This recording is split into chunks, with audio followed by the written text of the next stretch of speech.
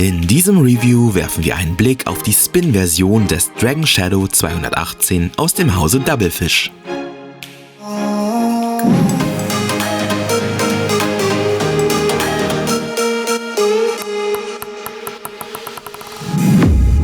Mit dem Dragon Shadow 218 Spin wirft Doublefish einen effektgeladenen Offensivkracher ins Rennen. Das klebrige, elastische und weiche Obergummi liegt vorgespannt auf einem blauen, mittelharten, feinporigen Schwamm.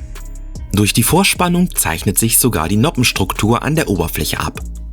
In ungeschnittener Form bringt es der in China hergestellte Belag, der in der Zulassungsliste offiziell unter der Bezeichnung FC218 aufgelistet ist, so auf etwa 68 Gramm. Der reguläre Verkaufspreis liegt bei etwa 20 Euro. Beim Dotzen zeigt der Belag bereits sein gehobenes Grundtempo, unter der Voraussetzung, dass der Ball die Klebrigkeit überwindet. Die hohe Spinfreudigkeit ist ebenfalls sichtbar.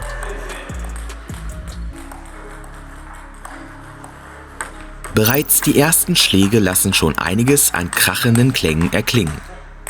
Hui, das Teil ist wirklich schnell und scheppert bei frontalen Treffern, wie zum Beispiel im aktiveren Konterspiel, bereits ordentlich. Das Spielgefühl ist generell sehr direkt. Man spürt förmlich, dass der Schwamm bei härterer Gangart zünden will.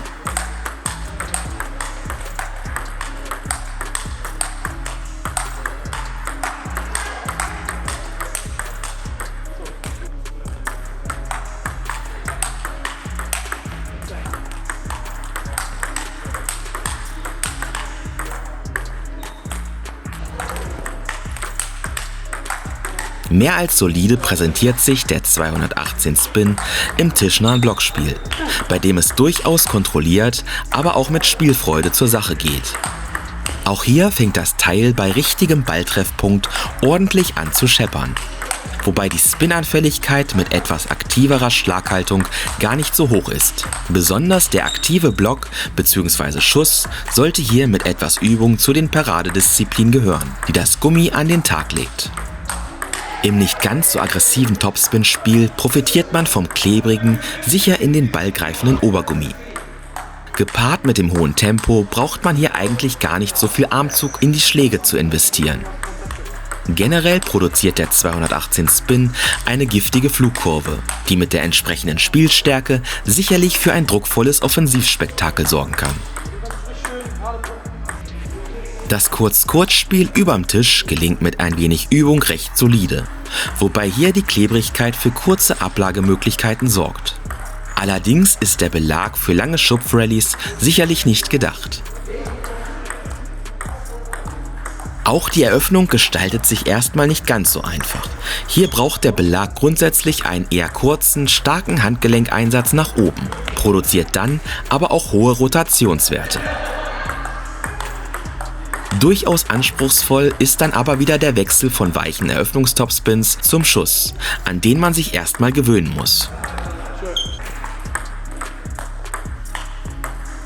Die Temporeserven reichen natürlich auch locker für das Spiel aus der Halbdistanz, wobei hier die eher flach ausfallende Flugbahn bedacht werden sollte.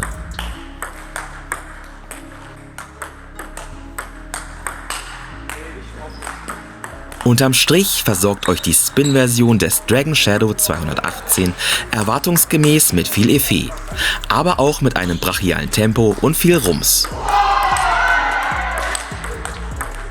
Wenn ihr die Vorzüge in Kombination mit dem Spielgefühl typischer China-Belege und ganz allgemein klebriger Belege mögt, dann dürfte das Teil, vor allem auch in Anbetracht des relativ niedrigen Preises, einen näheren Blick wert sein.